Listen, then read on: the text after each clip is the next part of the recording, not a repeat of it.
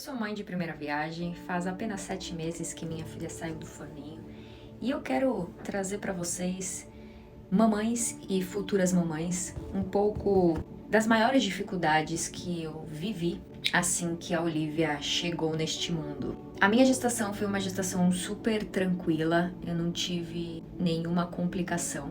Da mesma forma foi o parto, eu optei pelo parto normal e as coisas fluíram super bem. Ao sair da maternidade e vir para casa, é evidente que a gente começa uma nova vida, uma nova rotina, novas prioridades. A gente hoje em dia tem acesso a muita informação onde a gente consegue ter uma dimensão de como são as coisas. Na verdade, eu acho que a gente não tem uma dimensão.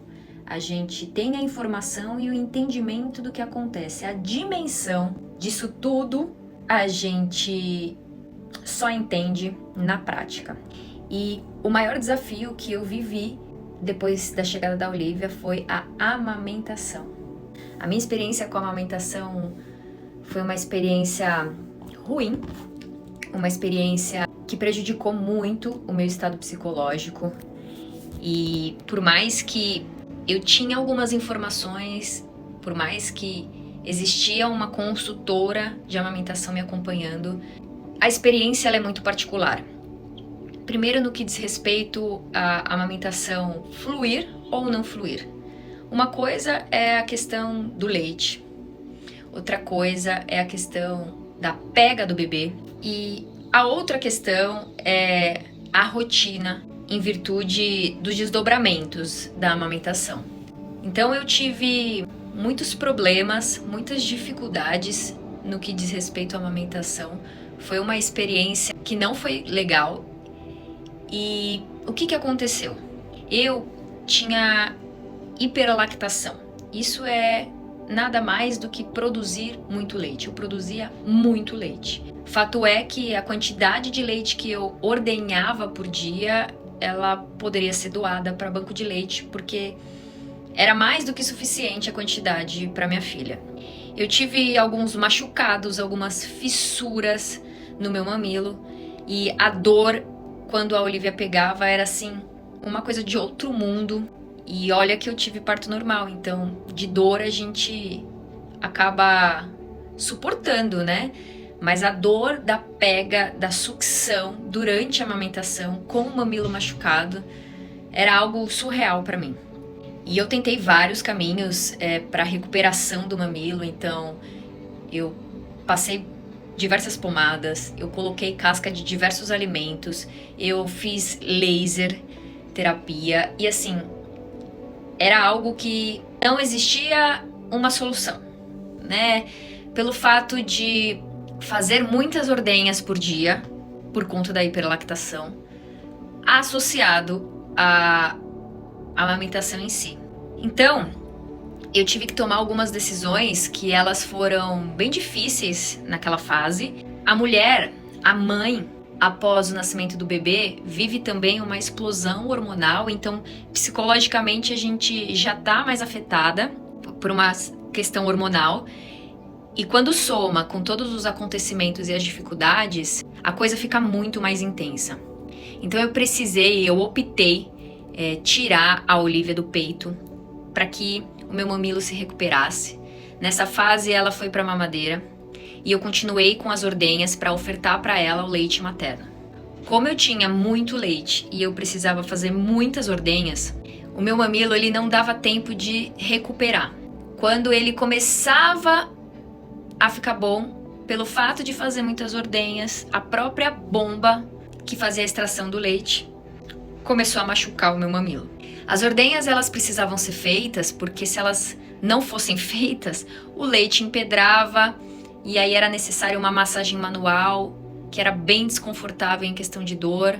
E se isso não fosse feito, evoluiria para uma mastite. Eu cheguei muito próximo disso.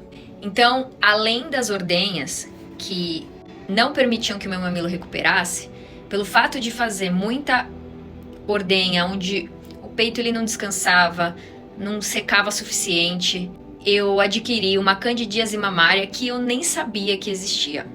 E por sorte, a minha filha Olivia, ela não estava mamando no peito ainda, porque senão ela teria pego essa candidíase na região da boca dela. E a partir do momento que eu descobri que eu tava com essa candidíase mamária, eu já estava num nível de exaustão assim que passou do limite suportável para mim. E eu conversei muito com a consultora de amamentação, com a médica pediatra e até mesmo com a médica que realizou meu parto, porque eu tinha muita preferência de manter a amamentação e, consequentemente, ofertar para minha filha o leite materno. Porém, era importante também entender e ter a clareza de que psicologicamente eu não estava bem, e isso estava afetando a minha relação com a minha filha. Os momentos de amamentação eu sofria por antecipação. Ai meu Deus, tá na hora de amamentar, tá perto do horário. Teve uma situação que foi o extremo pra mim, onde eu tava assim já com raiva mesmo.